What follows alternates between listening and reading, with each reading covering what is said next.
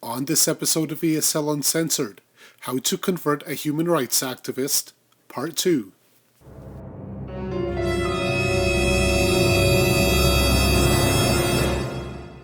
What would convince a Chinese person who quit the Communist Party that the party itself is actually the best party for China?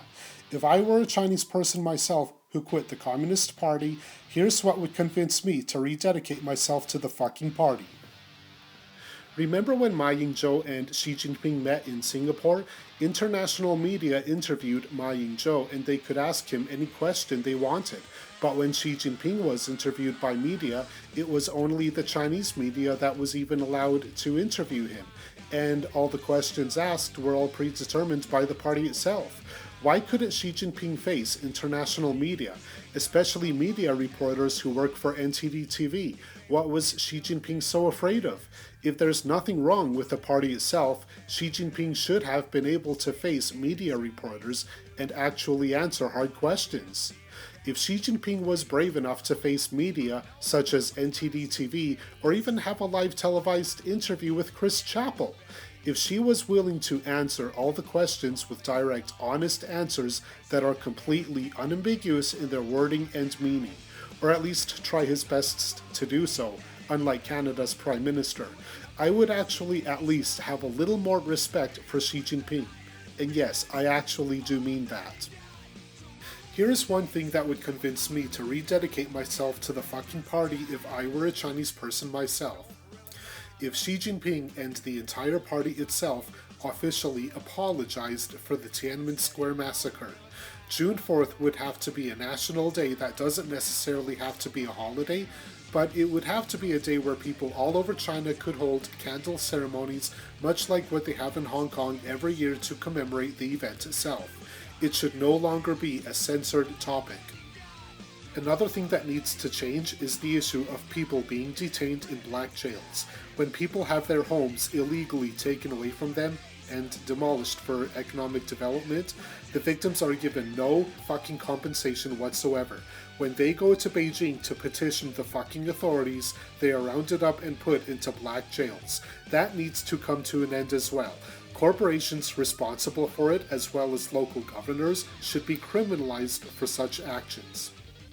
If the communist regime were to apologize for the Cultural Revolution and take measures to revive and re-establish the original authentic Chinese culture as it used to be before the Cultural Revolution happened, original Taoist and Confucius principles, the way they were before the Communist Party altered them, must be reintegrated into society. There are many things that the Communist Party could do. Here is a big one for me. If Beijing would do the following, I may not conclude that the communist regime is the proper government for China, but the following would be a massive improvement. One of the biggest mistakes is deporting North Korean defectors back to North Korea rather than South Korea. It goes without saying. Just watch YouTube videos on why North Korean defectors leave North Korea to begin with. If China would send them to South Korea rather than North Korea, where the South Korean government would actually take care of them, I would actually give Beijing some credit. Besides, many times China has agreed to sanction North Korea.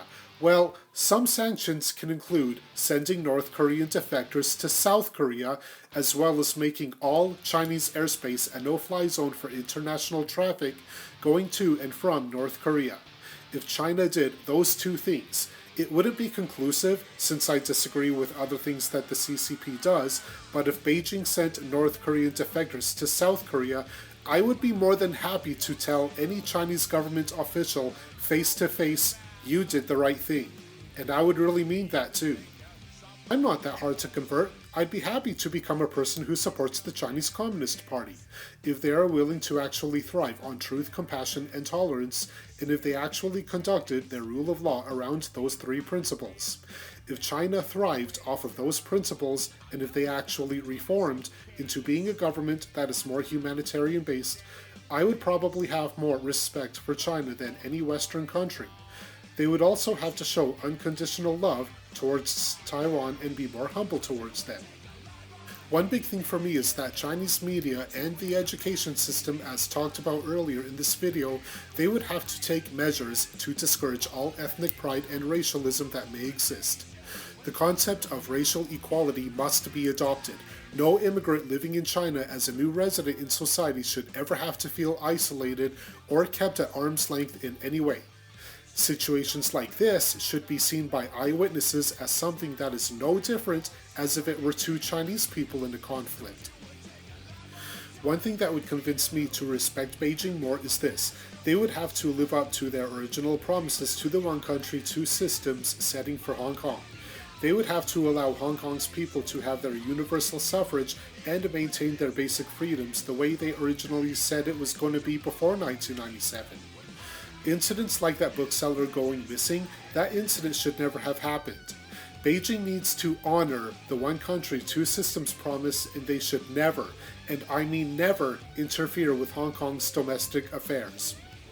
Nobody is perfect, and I do not expect perfection, nor does anybody else. However, if the CCP wants to earn my fucking respect, as well as the respect of Chinese who live outside of China with asylum in a Western country, these are the sort of things that the Communist Party needs to do.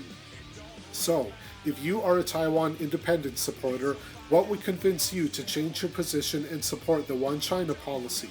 If you are a Falun Gong sympathizer, what would convince you to change your position and support the persecution of Falun Gong? If you are a Chinese person who quit the fucking party, what would convince you to rededicate yourself to the fucking party? If you are a local immigrant teaching English in China who faced discrimination, segregation, and if you left China because of that, what would convince you to love and respect China again? As a matter of fact, here is a question for Chinese people loyal to the party. What could the party possibly do to convince you to hate the Communist Party? That to me is a very big question every Chinese person should think about. So please, for any Chinese people watching this, I welcome your comments as to what the party would have to do in order to convince you to turn against it. Thank you for watching this episode of ESL Uncensored. See you next time.